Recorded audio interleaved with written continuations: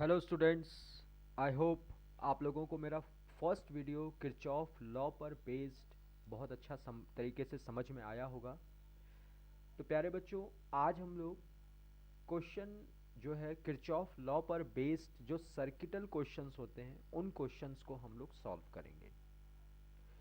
पिछली बार के वीडियो में कुछ कमेंट्स में आए थे कि सर आपकी आवाज़ बहुत स्लो है। यस, मैं भी समझ रहा हूँ आवाज़ स्लो थी, तो इस बार मैं थोड़ा आवाज़ अपनी बढ़ा के बोल रहा हूँ। ठीक है। और अगर आवाज़ की फिर प्रॉब्लम होगी तो मैं इस वीडियो में फिर से एडिशन कर दूंगा। ओके। तो प्यारे बच्चों, आज हम लोग पढ़ने वाले हैं किरचॉफ लॉ पर बेस्ड क्वेश्चंस। आई होप आप लोगों ने मेरी पहली वीडियो अच्छे से देखी होगी जिसमें मैंने किरचॉफ लॉ के बारे में आपको बताया था। किरचॉफ लॉ एक्चुअल में दो रूल पर बेस्ड है, किरचॉफ जंक्शन लॉ और किरचॉफ लूप रूल। ठीक है। तो जंक्शन रूल हम लोगों का कंजर्वेशन ऑफ चार्ज पर होता है, और जो आपका किरचॉफ लूप रूल है वो आपका कंजर्वेशन ऑफ एनर्जी पर होता है।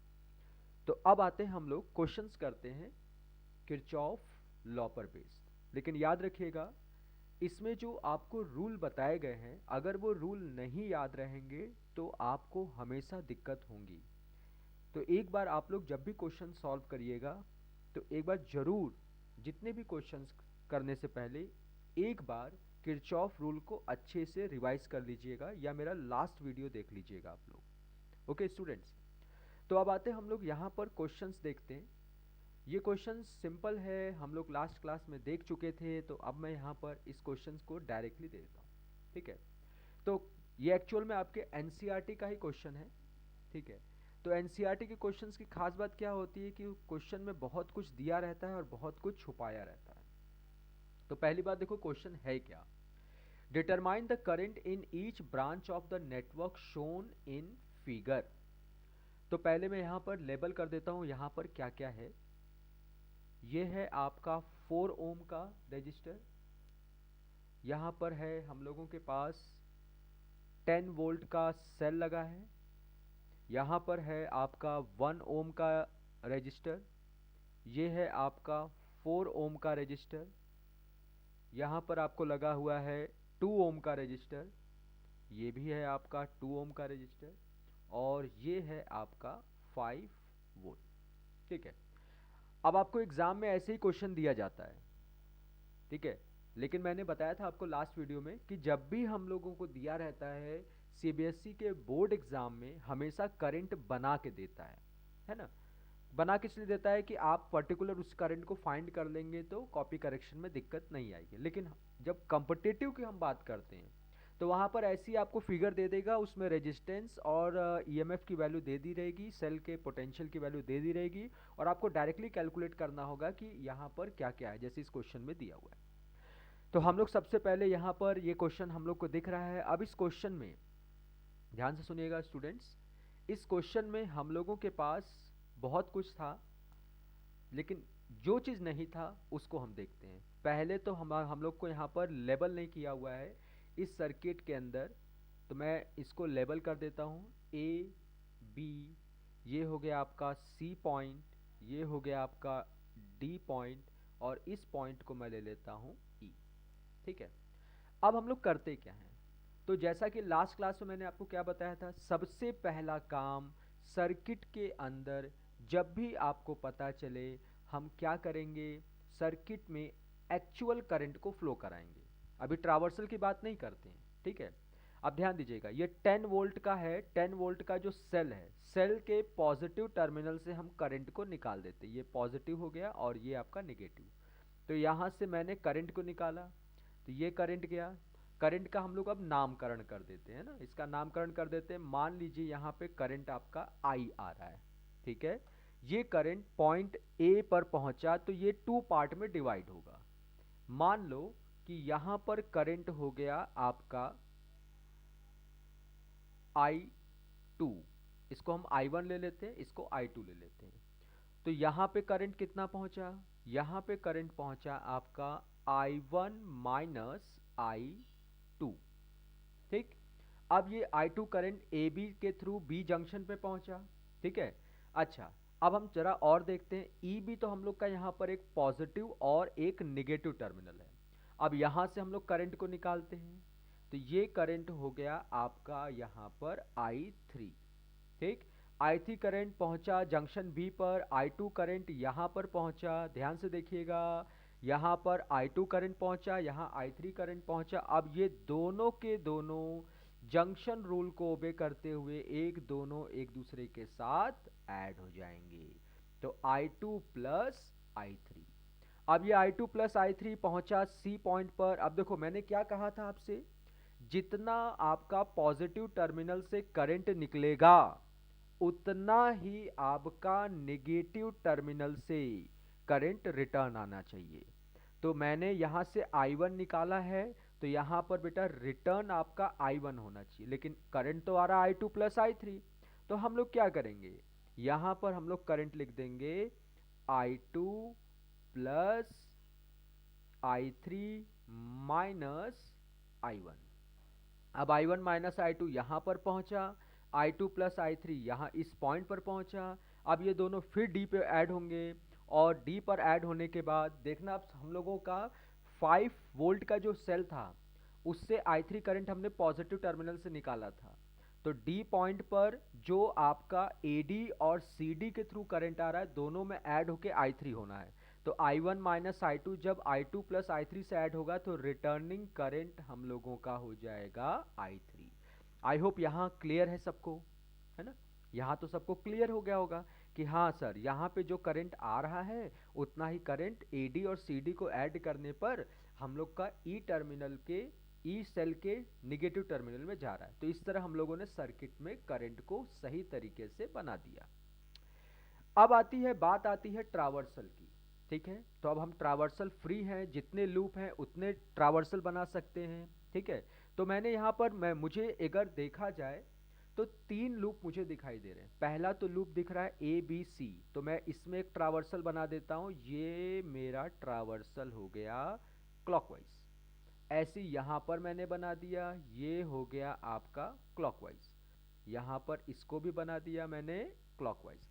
तो इस तरह हम लोगों ने लूप के अंदर ट्रावर्सल को बना दिया। तो हमारा लूप लॉ का पहला रूल यही था, we can take any direction of traversal. हम कोई भी डायरेक्शन ले सकते हैं, क्लॉकवाइज भी ले सकते हैं, एंटी क्लॉकवाइज। चलो अब हम सॉल्व करते हैं। तो सॉल्व करने के लिए मैं थोड़ा कलर चेंज कर लूं। हाँ देख, अब हम लोग को जितने करंट निकालने हैं उतने लूप लेने होंगे। तो पहले ये देख लो कितने करंट के वेरिएबल्स हैं। पहला हम लोग का I1 है, दूसरा I2 है और तीसरा I3। मतलब हम लोग को 3 लूप लेना ही पड़ेगा। तो सबसे पहला लूप ले लेते हैं हम लोग, इन लूप। लूप हमेशा हम जब भी लिखेंगे क्लोज्ड लिखते हैं, जैसे A से स्टार्ट हुआ है तो एंडिंग भी A से होगा। तो मैंने ले लिया A B C A, है ना, यानी पहला वाला loop A B C A। चलो स्टार्ट करते हैं पहले EMF के लिए। तो EMF के लिए हम लोग कैसे लेंगे, ध्यान से देखिएगा स्टूडेंट्स। यहाँ पर EMF के लिए तो पहले बैटरी, अगर A में देखो तो हम लोग का सिर्फ 10 वोल्ट का एक बैटरी है, और उसमें ट्रावर्सल का डायरेक्शन क्या है, नेगेटिव से पॉजिटिव। तो हम लोग क्या लिखेंगे इसको, EMF को 10 वोल्ट, क्योंकि इसके अलावा और कहीं पे सेल है का लगा नहीं है तो उसका EMF होगा नहीं, तो ये 10 वोल्ट हो गया। अब इसमें देखते हैं, देखो करंट आपका B से C जा रहा है, ट्रावर्सल भी बेटा ठीक नीचे की तरफ जा रहा है, तो इसका मतलब हो गया आपका करंट और ट्रावर्सल सेम डायरेक्शन में है। तो जब करंट और ट्रावर्सल सेम डायरेक्शन में होता है तो दोनों का माने करंट और रेजिस्टेंस का प्रोडक्ट क्या होता है, पॉजिटिव। तो मैंने यहाँ पे लिख दिया 2I2 प्लस I3। ठीक है, चलो अब आते हैं हम लोग B से C हम लोग का हो गया है। इसके अलावा अब आते हैं C से A की तरफ। अब C से A की तरफ देखो ध्यान से, देखो करंट इसमें C से A जा रहा है, ट्रावर्सल भी सेम डायरेक्शन में, तो हम लोग फिर से लेंगे क्योंकि रेजिस्टेंस 1 है, करंट I1 है, तो कितना होगा यहाँ पर I1। चलो अब A टू B आते हैं। A टू B में देखो, A टू B में अगेन करंट I2 जा रहा है और ट्रावर्सल भी सेम उसी डायरेक्शन में है, तो हम लोग लिखेंगे यहाँ पर 4I2। ठीक, अब इसको हमको सिंप्लीफाई करना है, तो थोड़ा सा सिंप्लीफाई कर लेते हैं। 10 is equal to 2i2 plus 2i3 plus i1 plus 4i2। Simplify किया आपने इसको, तो 10 पहले हम लोग i1 वाले पार्ट को लिख देते हैं, ये हो गया i1 प्लस देखो 2i2 4i2 कितना होगा आपका 6i2। फिर इसके बाद आपका हो गया 2i3, ये हो गया आपका पहला इक्वेशन। ठीक है, बहुत सिंपल है। मुझे लगता है बहुत सारे लोग स्टूडेंट्स को समझ में भी आ गया होगा कैसे हो रहा है। बहुत सिंपल, अगर आपने लूप रूल के दो स्टेटमेंट्स को अच्छे से पढ़ लिया है तो ईजिली आप इसके इक्वेशंस को समझ सकते हैं। चलिए अब हम दूसरा लूप लेते हैं। ठीक है, पहला लूप से हमको पहला इक्वेशन मिल गया, अब हम दूसरे लूप को लेते हैं। इन लूप, ठीक है, in loop A C D A, मेरे हिसाब से आप लोगों को दिख रहा होगा ए सी डी ए। इस लूप को हम बस ध्यान देते हैं, बस इसी लूप को आपको देना है, बाकी किसी लूप को ध्यान नहीं देना है। तो आप वीडियो एक बार पॉज करके अपना इक्वेशन बना सकते हैं, कैसे लिखना है। ठीक है, ओके, तो अब आते हैं हम लोग इसका इक्वेशन बनाते हैं। ठीक है, तो सबसे पहले ईएमएफ को देखते हैं। तो देखो इस सेल के अंदर यानी इस लूप के अंदर आपको सिर्फ और सिर्फ एक यही सेल दिख रहा है ना, ए सी डी ए। चलो, तो अब यहाँ पर ट्रावर्सल का डायरेक्शन देखो क्या है, देखो ये ट्रावर्सल जब घूमेगा ऐसे तो ये पॉजिटिव से नेगेटिव जा रहा है, तो मतलब ईएमएफ हो गया आपका नेगेटिव। ठीक है, आगे आते हैं। अब इसके अलावा तो कहीं पे है नहीं सेल, तो ईएमएफ वाला और बाकी टर्म है नहीं, तो उसको हम कर देंगे 0। चलो, अब आते हैं हम लोग नेक्स्ट आते हैं आईआर के। अब देखो यहाँ पे करंट आपका सी से डी जा रहा है और ट्रावर्सल भी ऊपर से नीचे ही जा रहा है, तो इसका मतलब हो गया आईआर पॉजिटिव, तो हम लोग लिखेंगे 2i2 plus i3 minus i1। Okay, अब आते हैं सी से डी हम लोग हो गया, अब डी से ए जाते हैं। तो डी से ए में देखो अगेन क्या है आपका करंट इधर आ रहा है ए से डी और ट्रावर्सल आपका जस्ट अपोजिट है, तो हम लोग क्या करेंगे यहाँ पर -4 ब्रैकेट में i1 माइनस i2। अब इसके बाद आते हैं ए टू सी में आते हैं। तो ए टू सी में क्या हो रहा है, देखो करंट जा रहा है सी से ए, है ना, ये आपको दिख रहा होगा सी से ए i1 करंट जा रहा है और ट्रावर्सल ये घूम के ऐसे जा रहा है। तो जब करंट ट्रावर्सल ऐसे घूम के आएगा तो अपोजिट डायरेक्शन में हो गया, तो इसमें करंट है आपका i1 और रेजिस्टेंस है 1, तो 1 और i1 का मल्टीप्लाई होगा तो होगा -i1। इसको सिंप्लीफाई करते हैं हम लोग, तो सिंप्लीफाई करते हैं तो कितना आएगा -10 हो गया, यहाँ पर 2 का मल्टीप्लाई हो गया तो 2i2 plus 2i3 minus 2i1 minus 4i1 plus 4i2 minus i1। अब इसको हमको सिंप्लीफाई करके एक इक्वेशन बनाना है। ठीक है, तो इक्वेशन बनाते हैं हम लोग। तो इक्वेशन क्या होगा 10 इज इक्वल टू, चलो पहले i1 वाले पार्ट को देखते हैं। तो i1 कहाँ कहाँ है, पहले तो माइनस का 2i1 है, माइनस का 4i1 है, माइनस का i1, तो कितना आएगा -7i1। चलो भाई i2 को लेते हैं, 2i2 प्लस 4i2 कितना होगा आपका 6i2। इसके बाद क्या बच गया आपका i3, तो i3 कितना है बस 2i3 बचा। ठीक है, तो इस तरह आपका सेकेंड इक्वेशन बन गया। ठीक है, ओके, तो स्टूडेंट्स मुझे लगता है कि आप लोग के दिमाग में आया होगा कि चलिए सर 2 इक्वेशन बन गया, हम 2 इक्वेशन से सॉल्व कर सकते हैं। लेकिन आपको याद होगा क्लास 10th में आप लोगों ने एक चैप्टर पढ़ा था लीनियर इक्वेशन 2 वेरिएबल। तो देखो जब आपका 2 वेरिएबल होता है तो हम लोगों को 2 इक्वेशन मिलते हैं, यहाँ वेरिएबल है कितने, 3, तो 3 वेरिएबल के लिए 3 इक्वेशन हम लोग को बनाना पड़ेगा। तो अब तीसरा हम लोग इक्वेशन लेते हैं तीसरे लूप से। तो मैंने ले लिया इन लूप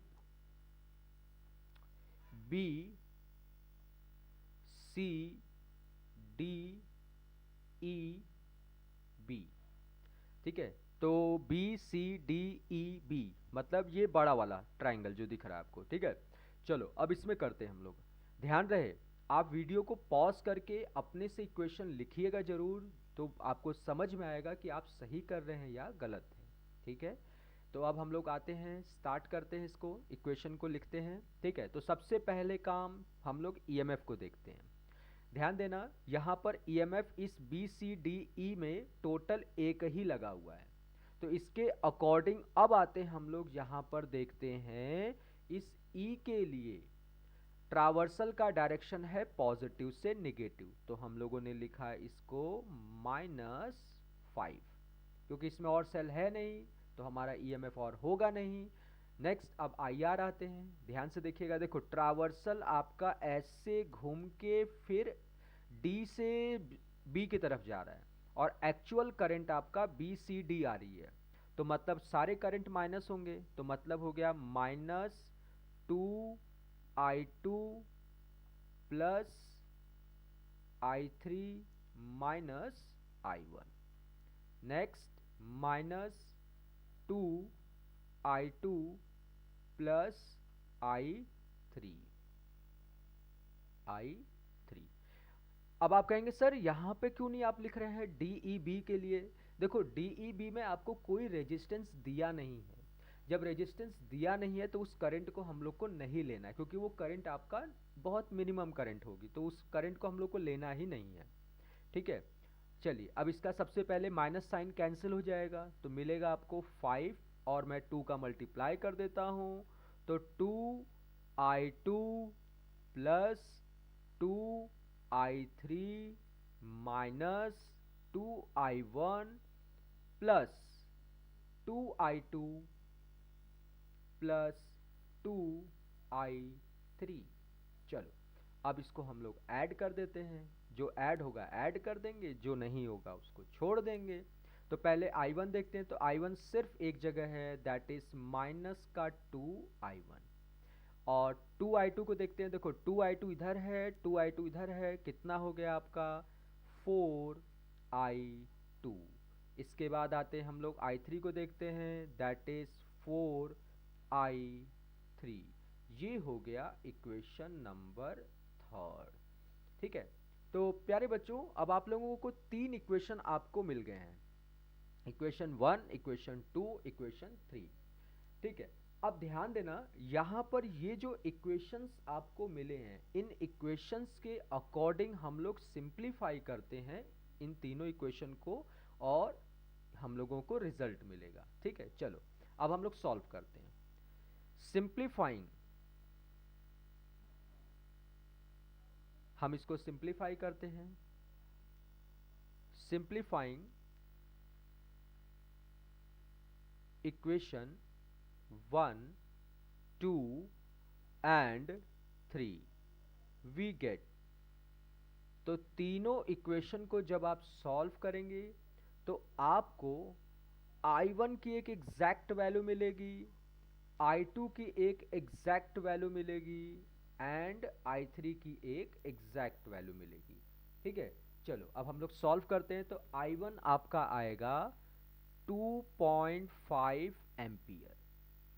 I2 को जब सॉल्व करेंगे तो आएगा 5/8 एम्पियर, और I3 को जब सॉल्व करते हैं तो I3 की वैल्यू आती है 15/8 एम्पियर। मैं जानता हूँ बहुत सारे स्टूडेंट सोच रहे होंगे कि ये अचानक कैसे आंसर आपके आ रहे हैं। देखो हम लोग बेटा इसमें ना पूरा डाटा कलेक्ट किया रहता है, हम लोग सॉल्व किए हैं। अगर आपको नहीं आ रहा होगा तो आप लोग अपना कमेंट शेयर करिएगा, तो डेफिनेटली मैं आप लोगों को इसका सोल्यूशन कमेंट सेक्शन में डाल दूंगा कैसे सॉल्व होता है, ठीक है। तो I1, I2, I3 की वैल्यू मिल गई, ठीक है। अभी देखो क्वेश्चन सॉल्व नहीं हुआ है, अभी तो क्वेश्चन का हम लोगों ने आधा पार्ट सॉल्व किया है। एक बार क्वेश्चन को देख लेते हैं, क्वेश्चन है क्या। देखो, determine the current in each branch of the network shown in figure. तो मतलब जितने भी ब्रांचेस है उसमें करंट की वैल्यू आपसे पूछी गई थी, ठीक है। तो अब अगर हम लोग यहाँ पर देखते हैं, ठीक है, ध्यान से देखना, हम लोगों के पास ब्रांच के हिसाब से करंट हम निकालते हैं। तो पहला ब्रांच, मैं कलर चेंज कर लेता हूँ इस बार, क्योंकि हर बार कलर चेंज रहेगा तो आप लोग को दिक्कत नहीं होगी। तो पहले हम लोगों के पास पूछा है आई ए बी, मतलब आई ए बी। जरा आई ए बी में देखते हैं कौन सा करंट है। आई ए बी में सिर्फ और सिर्फ आई टू है, ठीक है। तो I A B that is I two हमने ऑलरेडी कैलकुलेट किया है, कितना होगा 5/8 एम्पियर। चलो नेक्स्ट आते हैं हम लोग, नेक्स्ट करंट को देखते हैं आई सी ए, मतलब करंट सी टू ए कहाँ जा रहा है। जरा देखते हैं सी टू ए, है ना, ये करंट हम लोग का सी से ए ऐसे जा रहा है, तो इसमें सी टू ए में कौन सा करंट है, आई वन है। तो हम लोग आई सी ए को लिखेंगे आई वन, और आई वन की वैल्यू कितनी आई है 2.5 एम्पियर। नेक्स्ट अब आते हैं हम लोग आई डी ई बी को देखते हैं। ये है आई, ये है डी, ये है ई और बी। चलो आई डी ई बी को देखते हैं। तो डी ई बी है कहाँ पर, देखो ये है डी ई बी, ये हो गया डी, ये हो गया ई, ये हो गया बी। तो इसमें करंट कौन सा जा रहा है, आई थ्री जा रहा है। तो हम लोग डायरेक्टली लिख देंगे आई थ्री की वैल्यू हो गई 15/8 एम्पियर, ठीक है। लेकिन अब आते हैं हम लोग मेन, जो करंट आपका ऐड होके हो रहे हैं या सब्ट्रैक्ट होके हो रहे हैं उसको हम लोग करते हैं। तो अब आते हैं हम लोग नेक्स्ट करंट लेते हैं आई ए डी को देखते हैं। I hope I A D दिख रहा होगा। आई ए डी क्या है बेटा, I one minus I two. मैं यहाँ पे लिख देता हूँ that is I one minus I two. चलो आई वन की वैल्यू कितनी थी 2.5 है, 2.5 मतलब होता है 5/2। आई टू की वैल्यू कितना दिया हुआ है 5/8। इसको हम जब सिंप्लीफाई करते हैं तो आपका आएगा कितना, 40 हो गया, 5 टू जा 10, 30 मतलब हो गया आपका 15/8 एम्पियर, ठीक है। ये 15/8 एम्पियर होगा। चलो नेक्स्ट निकालते हैं हम लोग आई सी डी की वैल्यू। आई सी डी, चलो आई सी डी में कौन सा करंट है, अच्छा आई सी डी में तो हम लोग के बहुत सारे करंट आ रहे हैं, ठीक है। I two plus I three minus I one, कौन कौन सा करंट आ रहा है, I two plus I three minus I one. चलो आई टू कितना है 5/8 है, आई थ्री कितना है 15/8 है, एंड आई वन है आपका 5/2। जब हम इसको सिंप्लीफाई करते हैं तो नेट करंट आएगा 0 एम्पियर, मतलब आईसीडी के अंदर कोई भी करंट नहीं जा रहा है, कैंसिल आउट कर दे रहा है। लास्ट हमारे पास करंट है, निकालते हम लोग आई बी सी। आई बी सी, चलो देखते हैं आई बी सी कहाँ पर है। अच्छा आई बी सी में हम लोग का करंट है I two plus I three. तो I B C that is I two plus I three. चलो I two plus I three को हम लोग ऐड करते हैं तो होगा 20/8। 20/8 का मतलब होता है 5/2 एम्पियर। आई होप आप लोगों को इसका सोल्यूशन समझ में आया होगा। अगर आपको नहीं समझ में आया है तो एक बार ट्राई करिए। आपको बेटा देखो बस कुछ करना नहीं है, सिर्फ और सिर्फ क्वेश्चंस को देखना है, तो इसमें करंट के डायरेक्शन को बनाना है, ट्रावर्सल बनाना है और ये इक्वेशन बनाना है। हम लोग एक और क्वेश्चन करते हैं जिससे हमको और भी जो डाउट हमारे दिमाग में है वो क्लियर हो जाएगा, ठीक है। लेकिन ध्यान रहे बेटा, जब भी आप क्वेश्चन सॉल्व करेंगे हमेशा ये ध्यान देना है कि हमको एक्चुअल में क्वेश्चन में क्या पूछा है, ठीक है। चलिए एक और क्वेश्चन करते हैं हम लोग यहाँ पर। मैं इस पेज को थोड़ा ऊपर कर देता हूँ, नया क्वेश्चन यहाँ से हम लोग एक्सेस करते हैं। ओके, ये क्वेश्चन हम लोग के पास, शायद आप लोग को फिगर देख के याद आ रहा होगा कि आखिर ये फिगर हम लोगों ने कहीं ना कहीं देखा है, ठीक है। लगभग ये आपको व्हीट स्टोन ब्रिज जैसा क्वेश्चन दिख रहा होगा। I hope wheat stone bridge सभी बच्चों को याद होगा क्या होता है, या उस पर भी मैं एक छोटा सा वीडियो बना दूंगा तो आप लोग को क्लियर हो जाएगा। ठीक है, अब आपको ये क्वेश्चन दिया है। ठीक है, अब इस सर्किट डायग्राम में क्वेश्चन आपको एग्जाम में पूछेगा क्या या क्या देगा। ठीक है, जैसे मैं इसमें पहले लेबल कर दूं क्या क्या हो सकता है। जैसे मैंने इसको कर दिया पॉइंट ए, इसको कर दिया पॉइंट बी, पॉइंट सी, ये हो गया पॉइंट डी, और इसको मैं ले लेता हूं पॉइंट ई। चलो, यहाँ पे करंट हो गया आपका 100 ओम का, यहाँ हो गया आपका 10 ओम का, यहाँ हो गया आपका 5 ओम, यहाँ हो गया 60 ओम का रेजिस्टेंस, और हमने 10 वोल्ट की बैटरी को लगा दिया। ठीक है, और यहाँ बीच वाले पे हमने दे दिया 15 ओम का रेजिस्टेंस। ठीक है, तो आपको तुरंत याद आएगा सर व्हीट स्टोन का बोला है आपने तुरंत, Wheatstone bridge P by Q equal to R by S, लेकिन ध्यान रहे बच्चों यहाँ पर P by Q is equal to R by S नहीं है। देखो 100/60 एंड 10/5 तो हो नहीं सकता, तो मतलब तो ये गड़बड़ हो गया। कैसे सॉल्व होगा? तो ऐसे क्वेश्चंस में हम लोग किरचॉफ लॉ को लगाते हैं। तो एग्जाम में आपको क्वेश्चन क्या पूछ सकता है? आपको पूछ देगा B D, find the current I B D. That means question होगा आपको, यानी इस पे एग्जाम में क्वेश्चन ऐसे मिल सकता है, फाइंड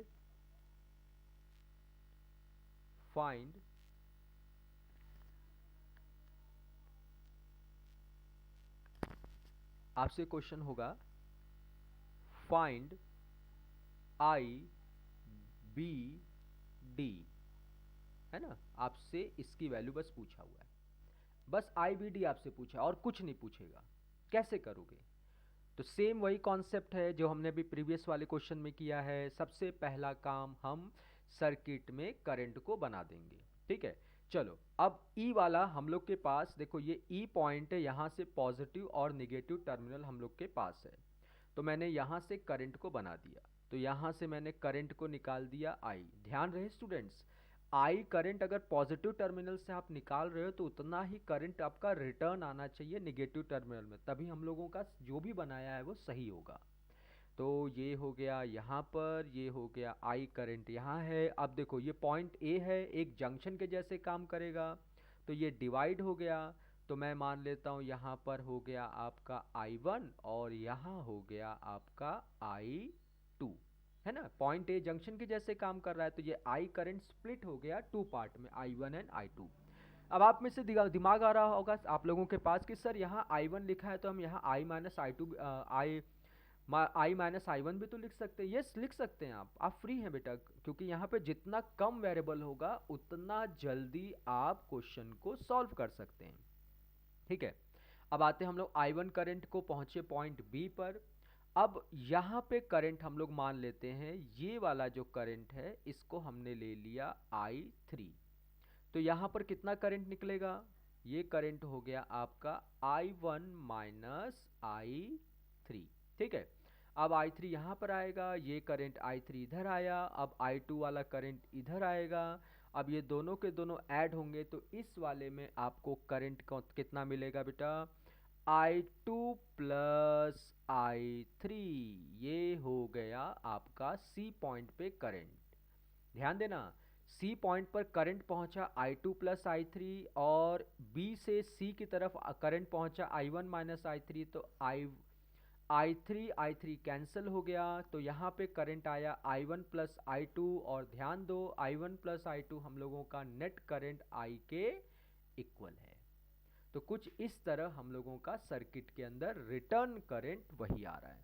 ठीक है, यहाँ पे मैं ब्रैकेट में लिख देता हूँ, ये जो I करंट है वो जंक्शन रूल से I2 प्लस I3 के इक्वल है, क्योंकि जंक्शन पे I करंट आ रहा है और जंक्शन से I1 और I2 करंट जा रहा है।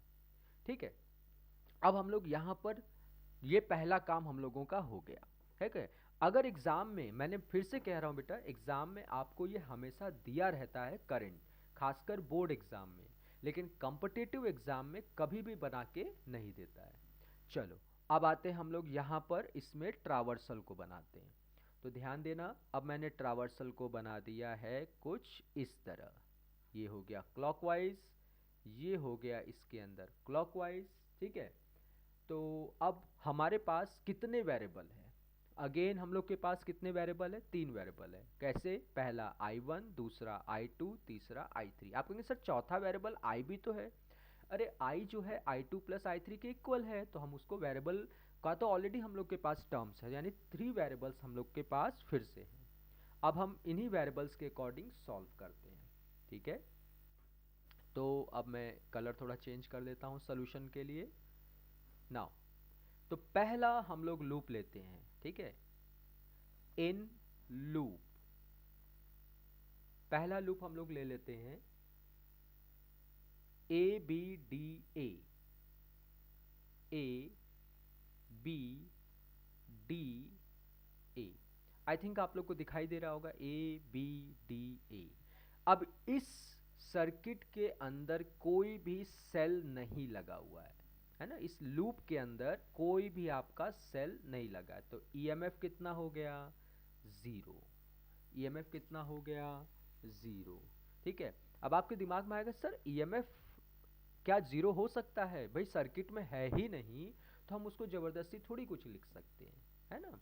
चलो ये हो गया 0 हो गया। अब आते हैं हम लोग आई आर को देखते हैं। देखो I1 और पहले ए से स्टार्ट करते हैं हम लोग, ए बी डी ए ऐसे चलते हैं, है ना। पहले हम लोग I1 से स्टार्ट, पॉइंट ए से स्टार्ट करते हैं। तो पॉइंट ए पर आप लोगों को मिला है I1 करंट, तो I1 100 ओम में जा रहा है, तो पहला हो गया 100 I1 पॉजिटिव का। कैसे पॉजिटिव का हो गया? देखो करंट और ट्रावर्सल दोनों सेम डायरेक्शन में। अब हम बी से डी की तरफ आते हैं, तो यहाँ पर आपका हो गया 15I2, सॉरी I3, क्योंकि देखो I3 करंट 50 में आ रहा है और दोनों का डायरेक्शन सेम है।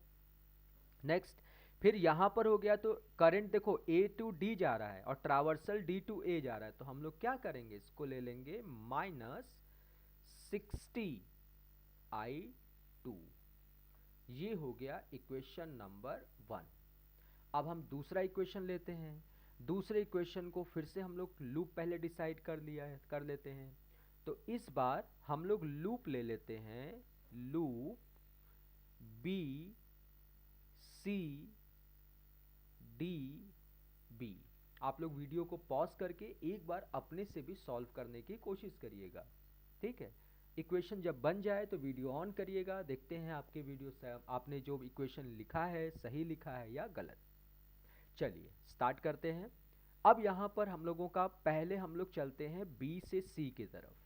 तो देखो ट्रावर्सल और करंट दोनों सेम डायरेक्शन में, तो हम लोग यहाँ क्या लिखेंगे? 10I1 -I3, ठीक है। थोड़ा मैं कलर चेंज कर दूं, ओके। नाउ तो अब हम लोग लेते हैं बी से सी की तरफ चल रहे हैं बेटा, तो हो गया आपका 10I1 -I3, ठीक है। अब देखो सी से डी, करंट का डायरेक्शन क्या है? डी से सी की तरफ जा रहा है और ट्रावर्सल क्या जा रहा है? अपोजिट डायरेक्शन में। तो हम लोग क्या लिखेंगे? -5I2 +I3। नेक्स्ट अब देखो ये है आपका ट्रावर्सल का डायरेक्शन डी से बी और करंट आ रही है बी से डी, तो दोनों एक दूसरे के अपोजिट हो गए, तो हम लोग क्या लिखेंगे? -15I3, ठीक है। अब इसको थोड़ा सा हम सिंप्लीफाई करते हैं, और इसमें ईएमएफ तो है नहीं, तो ईएमएफ की जगह क्या लिखेंगे? 0। सिंप्लीफाई करते हैं इसको, तो सिंप्लीफाई करने पर हमको मिलेगा 10I1 -30I3 -5I2 is equal to 0। अब इसमें से कुछ कॉमन हो सकता है, हम लोग उसको बाद में करेंगे। ये हो गया इक्वेशन नंबर 2। अब तीसरा इक्वेशन बनाते हैं। तो तीसरे इक्वेशन के लिए सबसे पहला काम हम लूप ले लेते हैं। तो लूप हम लोगों को इस बार ले लेते हैं हम लोग ए डी सी ई, ए भी ले सकते हैं या उसके ऊपर से। तो मैंने क्या लिया? लूप ये वाला ले लिया, ठीक है, ये वाला लूप ले लिया है। ठीक है, ये आपका कुछ इस तरह आ रहा है, मतलब ये क्लॉकवाइज हो गया। कौन सा लूप लेना है, मैं लूप का नाम लिख देता हूँ तो आप लोग को दिक्कत नहीं होगा। ठीक है, तो मैंने लूप लिख दिया, in loop A D C ई ए। चलो ठीक है, वीडियो को पॉज कर दीजिए, फिर से अपने से करने की कोशिश करिएगा, देखते हैं कितने लोग के सही होते हैं। चलो स्टार्ट करते हैं हम लोग।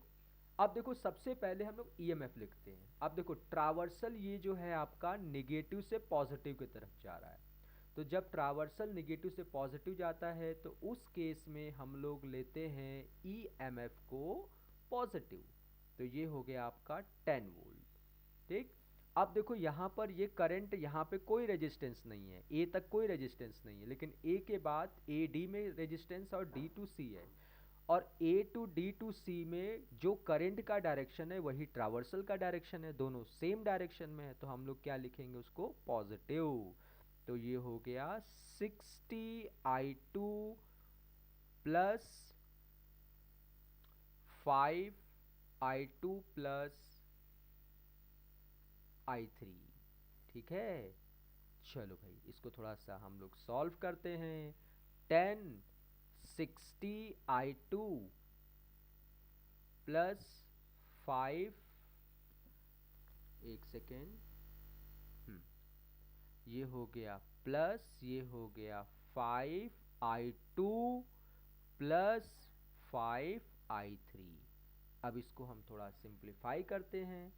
ठीक है, कितना आएगा, क्योंकि देखो 60I2 और प्लस 5 ऐड होके हो जाएगा आपका 13, तो हमने इसको थोड़ा सा कर दिया, तो ये हो गया 65I2 plus 5I3 plus plus तो है नहीं, अब 10 हो गया।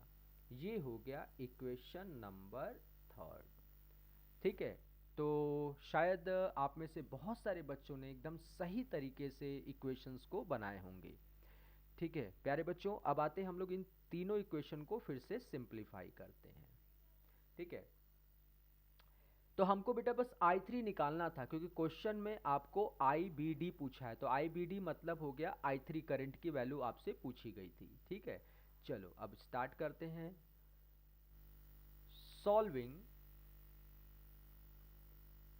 Solving equation 1 2 and 3, we get, क्या मिलेगा हम लोगों को, जब आप इसको सिंप्लीफाई करते हो तो जो आपका I3 आएगी, I3 की वैल्यू, मतलब I3 का मतलब हो गया आपका करंट इन BD, मतलब IBD की वैल्यू को आप कैलकुलेट कर रहे हो। ठीक है, तो कितना आएगा IBD की वैल्यू, सिंप्लीफाई करने पर इसकी वैल्यू आती है 4.87 मिली एम्पियर। आप कहेंगे सर सारा एम्पियर में था, अचानक मिली एम्पियर कैसे आया। जब इसको आप सिंप्लीफाई करते हो तो इसकी डेसिमल में आती है, तो हम हमेशा करंट को मिनिमम या सिग्निफिकेंट या ऑर्डर ऑफ मैग्नीट्यूड के अकॉर्डिंग लिखते हैं। आई होप स्टूडेंट्स आज आपको जो दो मैंने क्वेश्चन सॉल्व कराए हैं वो अच्छे तरीके से समझ में आया होगा।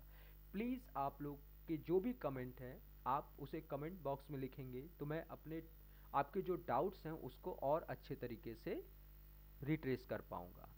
Thank you class.